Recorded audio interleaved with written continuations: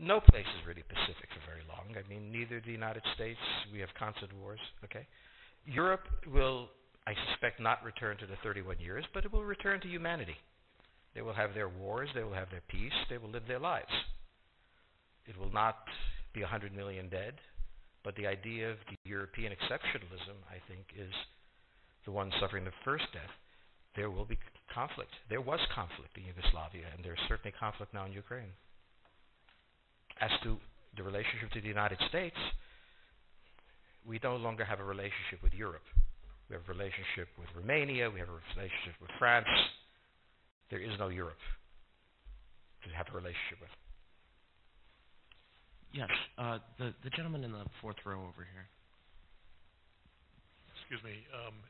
By the way, I'm a subscriber. Is Islamic extremism really the major threat to the United States, and will it die on its own, or will it keep growing? It is a problem to the United States. It is not an existential threat.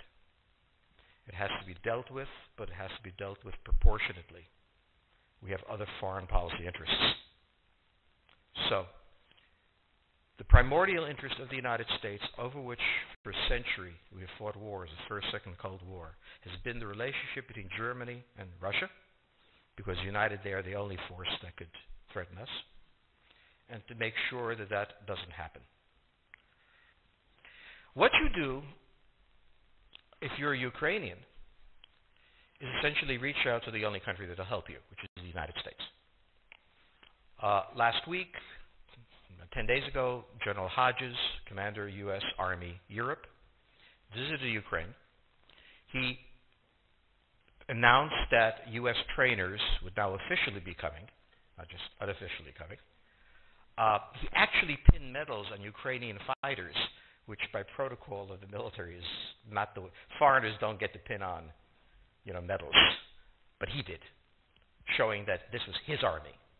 He then left, and in the Baltics announced that the United States would be pre-positioning armor, artillery, and other equipment in the Baltics, Poland, Romania, and Bulgaria, which is a very interesting point. So the United States, and now yesterday the United States announced that it would be sending weapons. Tonight, of course, they denied it, but they are. The weapons will go. In all of this, the United States has acted outside the context of NATO. Because NATO has to have a 100% vote. Any one country can veto anything. And the Turks will veto it just for giggles. The point is that the United States is prepared to create a cordon sanitaire around Russia. Russia knows it. Russia believes that the United States intends to break the Russian Federation. I think that, as Peter Lorre put it, we don't want to kill you, we just want to hurt you a little bit. Either way, we are back at the old game. And if you go ask a Pole or a Hungarian or a Romanian, they live in a totally different universe from a German. And they live in a totally different universe from a Spaniard. So there is no commonality in Europe. But if I were a Ukrainian, I would do exactly what they're doing. Try to draw the Americans in. The United States has a fundamental interest. It controls all the oceans of the world. No power has ever done that. Because of that, we get to invade people and they don't get to invade us. It's a very nice thing. Maintaining control of the sea and control of space is the foundation of our power. The best way to defeat an enemy fleet is to not let it be built. The way the British managed to make certain that no European power could build a fleet was to make sure the Europeans were at each other's throats. The policy that I would recommend is the one that Ronald Reagan adopted toward Iran and Iraq. He funded both sides so they would fight each other and not fight us. This was cynical. It was certainly not moral. It worked. And this is the point. The United States cannot occupy Eurasia. The moment the first boot sets the ground, the demographic differential is we are totally outnumbered. We can defeat an army. We cannot occupy Iraq. The idea that 130,000 men would occupy a country of 25 million, well, the ratio in New York of cops to citizens was greater than we had deployed in Iraq. So we don't have the ability to go across, but we do have the ability to, first, support various contending powers so they concentrate in themselves with political support, some economic support, military support, advisors, and in extremis, do what we did in Japan, in Vietnam, in Iraq, and in Afghanistan, spoiling attacks. The spoiling attack is not intended to defeat the enemy. It's intended to throw him off balance. What we did in each of these wars, in Afghanistan, for example, is we threw Al-Qaeda off balance. The problem we have, since we're young and stupid, is that having thrown them off balance, instead of saying, okay, job well done, let's go home, we said, well, that was easy. Why don't we build a democracy here? This was the moment of dementia that came in. The answer, therefore, is the United States cannot constantly be intervening throughout Eurasia. It must be selectively intervening and very rarely. That is the extreme moment.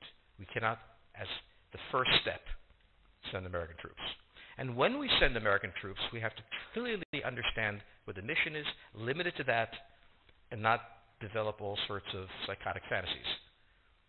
So hopefully we've learned that this time. It takes a while for kids to learn lessons. But I think you're absolutely right. We cannot, as an empire, do that. Britain didn't occupy India.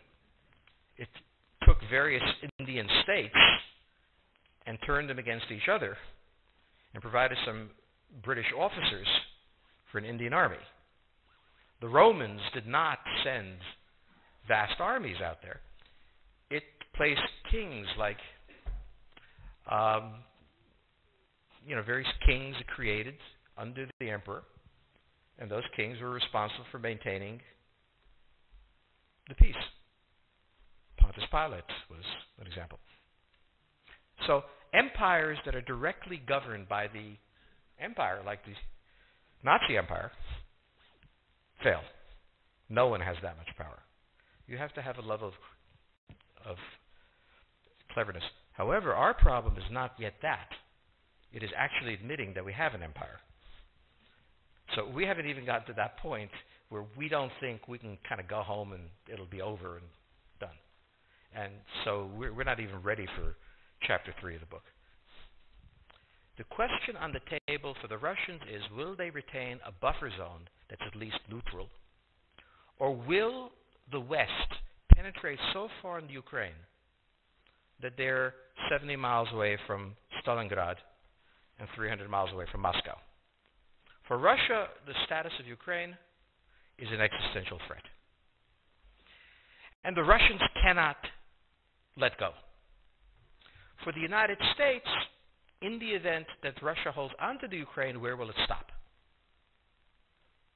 Therefore, it's not an accident that General Hodges, who's been appointed to be blamed for all of this, is talking about prepositioning troops in Romania, Bulgaria, Poland, and the Baltics.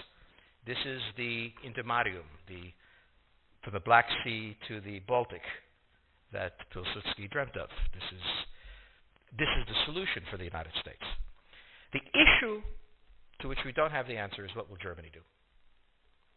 So the real wild card in Europe is that as the United States builds this cordon sanitaire, not in Ukraine, but to the west, and the Russians try to figure out how to leverage the Ukrainians out, we don't know the German position. Germany is in a very peculiar position. Its former Chancellor, Gerhard Schroeder, is on the board of Gazprom. They have a very complex relationship to the Russians. The Germans themselves don't know what to do. They must export. The Russians can't take up the export. On the other hand, if they lose the free trade zone, they need to build something different. For the United States, the primordial fear is Russian capital, Russian technology, German technology and German capital, Russian natural resources, Russian manpower, as the only combination that has for centuries scared the hell out of the United States. So how does this play out? Well, the U.S. has already put its cards on the table. It is the line from the Baltics to the Black Sea.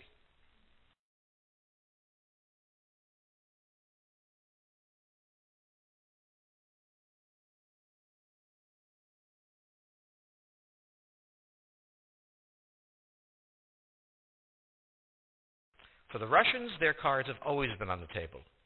They must have at least a neutral Ukraine, not a pro-Western Ukraine. Belarus is another question. Now, whoever can tell me what the Germans are going to do is going to tell me about the next 20 years of history. But unfortunately, the Germans haven't made up their mind. And this is the problem of Germany always. Enormously economically powerful, geopolitically very fragile, and never quite knowing how to reconcile the two. Ever since 1871, this has been the German question, the question of Europe. Think about the German question, because now it's coming up again. That's the next question that we have to address. And we don't know how to address it. We don't know what they're going to do.